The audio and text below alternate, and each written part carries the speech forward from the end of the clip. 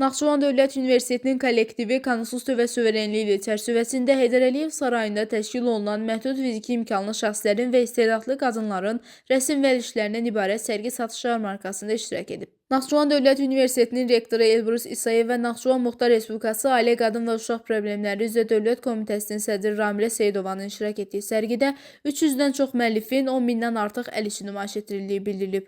Universitetin stendinin də yer aldığı sərgidə Ali Təhsil Ocağının kollektivi bütün nümayiş olunan sənət nümunələri ilə yaxından tanış olub.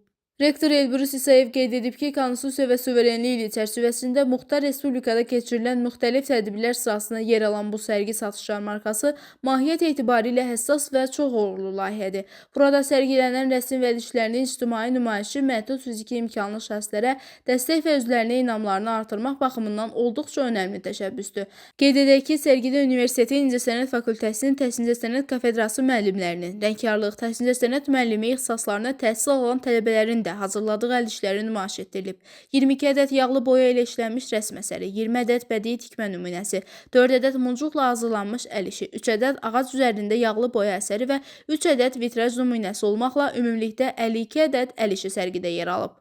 Həmçinin Endunun Texnologiya Mərkəzinin müəllim və tələbələrinin 200-ə yaxın əl işləri də sərgidə təqdim olunub. Dekorativ bədii sənəti və müxtəlif növlərindən toxunma, bədii tikmə, xalçaçılıq, eləcə də mozaika sənəti və təkrar emaldan hazırlanan əl işləri sərgidə iştirakçıların diqqətini cəlb edib.